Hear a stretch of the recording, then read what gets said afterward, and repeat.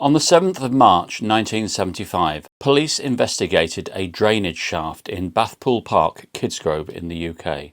In the shaft they found the body of a 17-year-old girl, tethered and hanging by a wire at the bottom of the shaft. A post-mortem would say that she'd not eaten in days and she was extremely emaciated. She'd been left there to die. What kind of sick individual does that to another human being? This is the story of Donald Neilson, otherwise known as the Black Panther.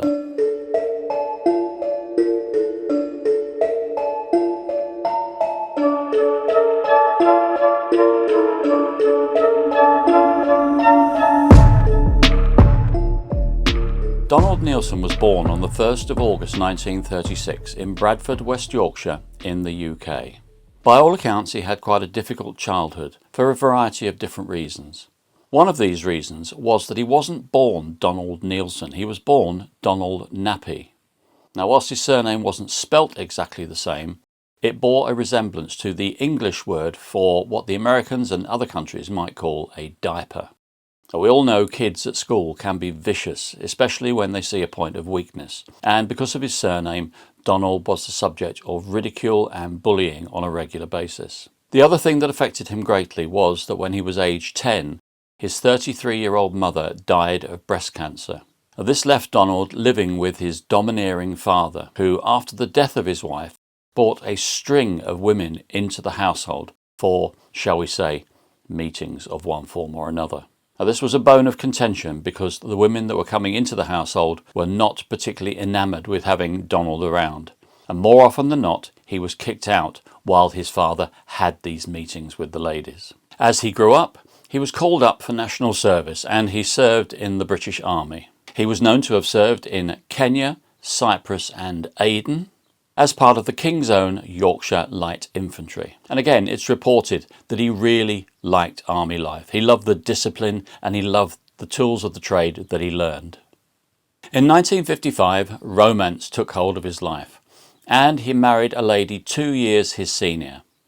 Now, this was Irene Tate, and in 1960 they went on to have what would be their only child, a daughter called Catherine.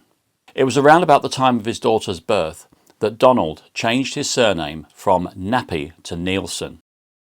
He did this because he didn't want his daughter suffering the same kind of ridicule that he'd suffered at school. Now initially, Donald started a carpentry and building business, and he also dabbled in the taxi trade. But when these fell on hard times, unfortunately he turned to crime. He had no involvement with criminal activity when he was young, but from this point onwards he would become prolific. Now in the early years of his crime, he committed something in the region of 400 petty burglaries. These went undetected, but the police did have an MO for him. He had a technique whereby he used to drill a hole with a brace and bit through the window frame of the target house. He would then use either a screwdriver or perhaps a piece of wire, maybe a wire coat hanger, to undo the latch, allowing him entry to the home. Because of this, some police unofficially nicknamed him the brace and bit burglar. Because he was robbing small houses, the takings were fairly slim, and it wouldn't be long before he thought about graduating onto bigger and better things. Now all the while, whilst he was combining business with his criminal activity, he was still obsessed with his previous army life. He had loved the discipline and the routine, and while his new wife had persuaded him not to sign on for the army full time, he transposed some of that discipline and routine into his home life, and he tried to instill it into his wife and daughter, and sometimes even made them play army games or soldiers' games. Now, during one of the burglaries that he committed in Cheshire, he actually stole some guns and ammunition, and this would lead to the escalation of his criminal activity. By 1967, he'd branched out into robbing small sub-post offices. His rationale of robbing sub-post offices were that they would be lightly defended, more so than major post offices in towns. But again, because of this, the fact they were sub-post offices, the takings would be smaller than a larger establishment. This meant that he robbed more and more and more of them. The first one that he raided was a sub-post office in Nottingham, but there would be around 18 more of them in Yorkshire and Lancashire. And this was in the period between around about 1967 and 1974.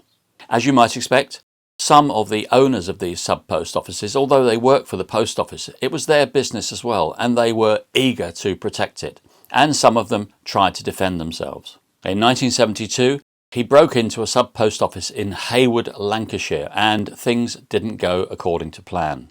The owner, who was called Leslie Richardson, had been woken by a noise, and as he wandered around a bit dazed and still a bit sleepy, he was confronted by a man with a hood carrying a shotgun. A struggle ensued, and during that struggle, Mr. Richardson managed to get the hood off of Neilson and get quite a good look at him, even though the light wasn't too good. Neilson managed to escape, but Mr. Richardson subsequently helped the police make a photo-fit picture of the intruder. This was one of many which would follow, but apparently none of them really resembled Donald Neilson. We go on now to 1974, and this was the year that Donald Neilson committed his first murder. He broke into a sub-post office in Harrogate, North Yorkshire. First of all, he was confronted by the sub-postmaster's 18-year-old son, who he held at gunpoint and then proceeded to tie up. Neilson then went and found the sub-postmaster himself, a man called Donald Skepper, who was still in his bed. He surprised Mr. Skepper, who was still, as I say, in his bed with his wife, but Mr. Skepper leapt up and leapt towards Neilson, and it was at this point that Neilson shot him with the shotgun point blank. Neilson, obviously shocked by what had happened, fled the scene, and he fled empty-handed, no money. Sadly, Mr. Skepper died of his wounds. Now, although there was no direct evidence linking the two, police made a tenuous connection between this robbery and the one in Hayward, Lancashire.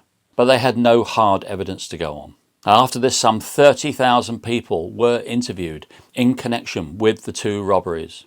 And police were now looking for a man who had got the unfortunate label of the Black Panther. And this was because he generally dressed all in black and wore a hood, a black hood, just with two holes for the eyes. Because he knew he'd committed a murder and things had escalated beyond his imagination, Donald Neilson now decided to lay low for a while, and he did not commit any further sub-post office robberies for some time. But after 6 months he couldn't resist, and he broke into a sub-post office in Baxendale, which is near Accrington. The owner of this post office was a Mr. Derek Astin, and again he awoke at the noise of the intruder. He started to tussle with the intruder, and this woke his wife, and then the fight went out onto the landing. Again, on this occasion, Neilson managed to get away. He fled the scene, but not before, during the tussle, the shotgun had gone off. Mr. Astin was wounded badly and subsequently died of those wounds. But even after 2 murders, this didn't put him off. All it made him do was change his mode of operating, his MO, for the next robbery. The scene of the next robbery was Langley in the West Midlands, and this time he went to the back door of the post office and knocked and waited for an answer. And whilst waiting at the door, he was hooded. This time he had a torch and a bottle of ammonia. One could only assume that he was going to use the ammonia, possibly to blind the victim, the person who answered the door. The owner this time was a Mr. Sidney Grayland, and as he went to the door, Neilson attempted to squirt him, but in the ensuing tussle he managed to squirt himself, and because of this he had to rip off his hood, giving Mr. Grayland a good look at him. And by this stage Mr. Grayland's wife had appeared on the scene also, getting a good look at Neilson. During the struggle, Mr. Grayland was sadly shot dead, and Neilson also attacked his wife, fracturing her skull, injuring her severely.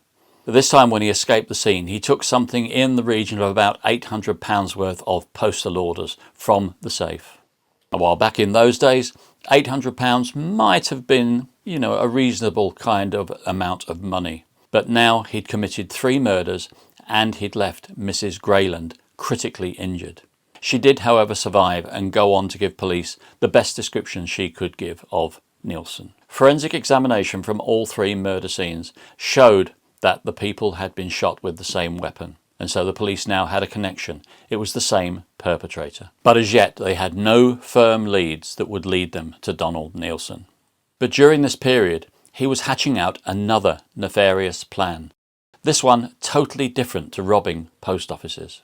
The reason for this was that Neilson wanted to hit the big money, and he realised that if he only went on robbing small post offices or burglarising houses, he wasn't going to get it. So he had to step things up.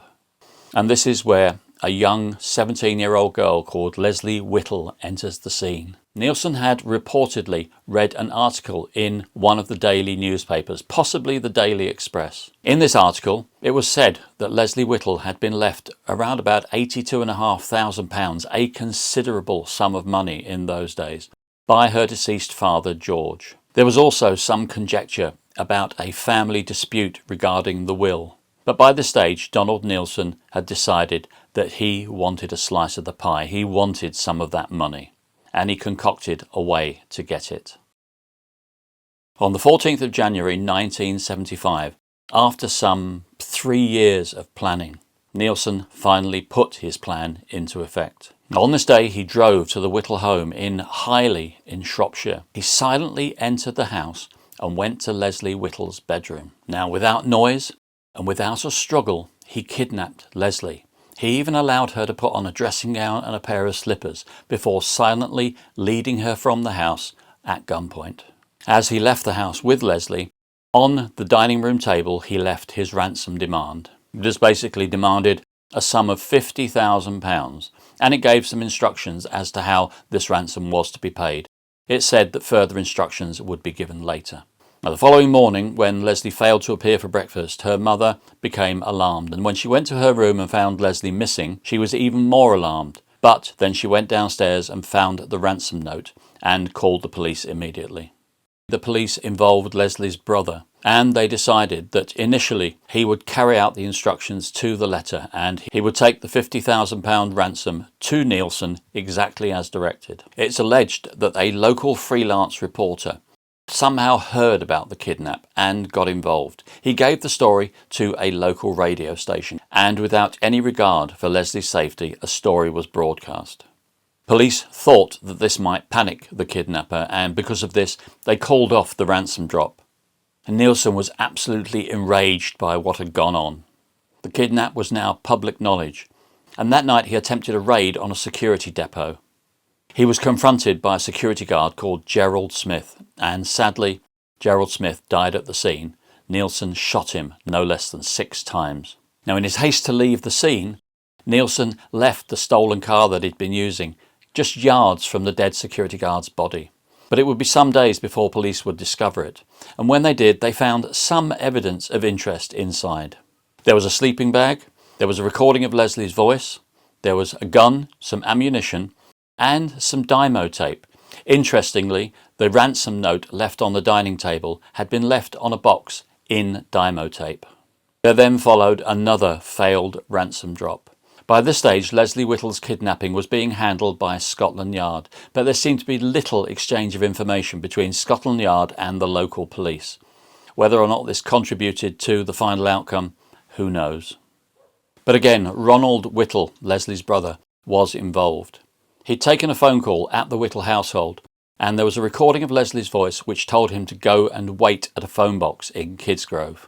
Now, he tried to do this, but on the way to the phone box, Mr. Whittle got lost several times, and it was in the early hours of the morning that he finally got there and received a message. And this message told him to go to Bathpool Park and await a flashlight signal. This he did, but unfortunately no signal came.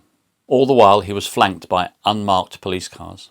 During all of this, Neilson knew roughly what time Ronald was supposed to arrive at Bathpool Park. But when he didn't, and another couple randomly arrived, who said they'd seen a police car, he began to think that there was a trap ensuing. And this enraged him even further. Because of this, he went back into Bathpool Park and went to a drainage shaft. This was in fact where he had Leslie Whittle secreted. She was in the drainage shaft, and she was tethered by a piece of wire that was around her neck.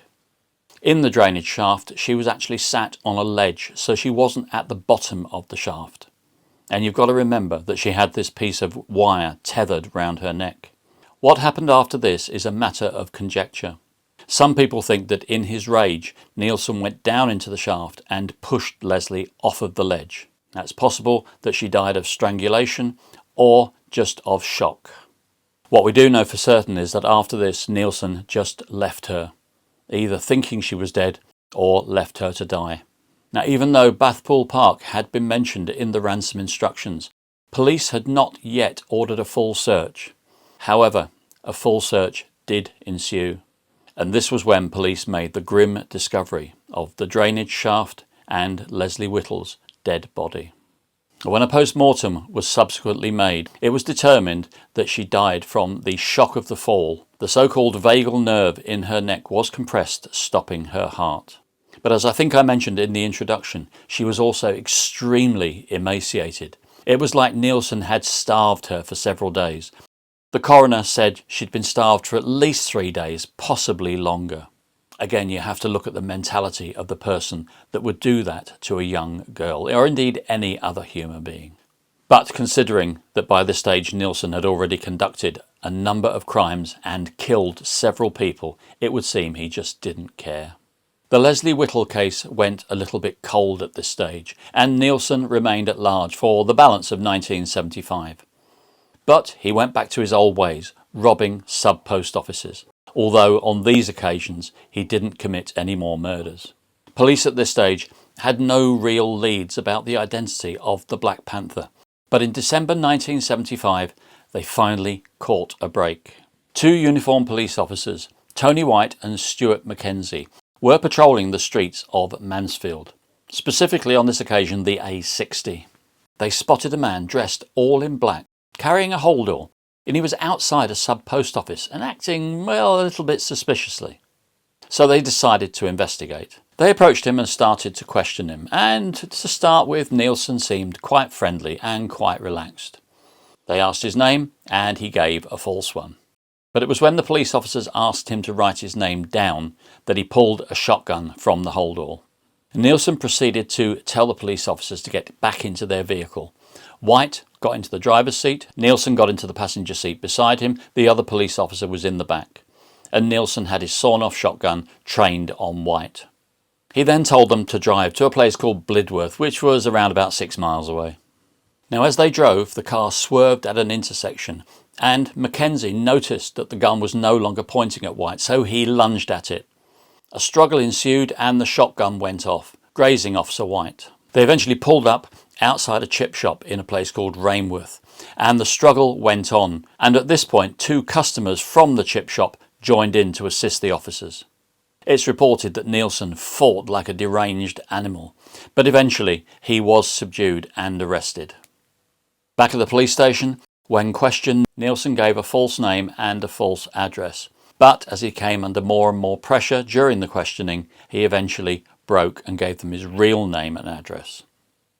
Police raided his home in Bradford, West Yorkshire, and there they found a plethora of evidence, which led them to believe that they had caught the Black Panther. He was questioned further, and after about 12 hours of questioning, he finally admitted that he had kidnapped Leslie Whittle, but he said he didn't murder her, he said she died as the result of an accident. He also claimed that he'd never intended to kill any of the sub-postmasters. But in 1976, Gerald Smith, the security guard who Neilson had shot 6 times, died as a result of his injuries. But under UK law, he couldn't be charged with his murder because of the time that had elapsed since the incident. He was, however, charged with 4 counts of murder because of the post office raids. Neilson was committed for trial at Oxford Crown Court in 1976.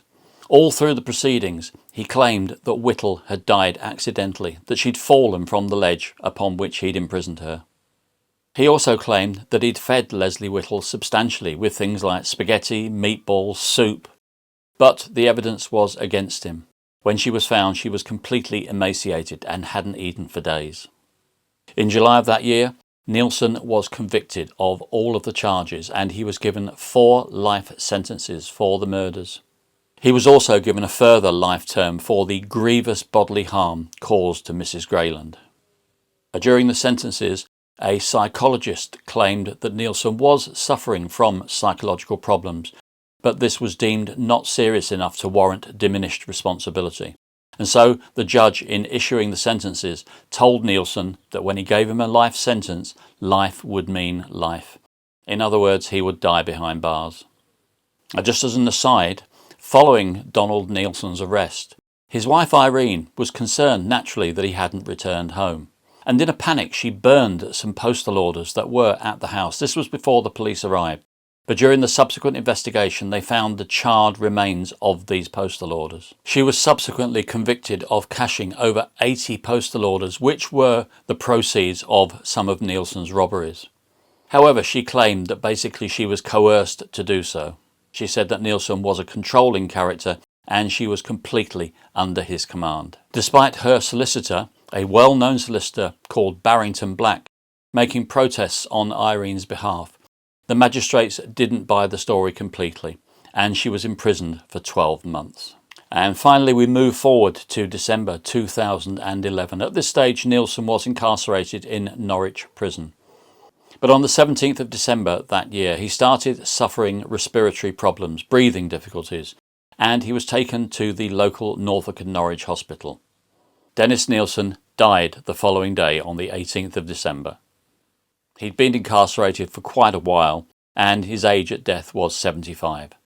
But one must think, because of the crimes that he perpetrated and the lives that he took, particularly the heinous way that he killed Leslie Whittle, it probably wasn't enough punishment. And with that in mind, I'll ask you to stay curious and stay safe, and I'll thank you for watching.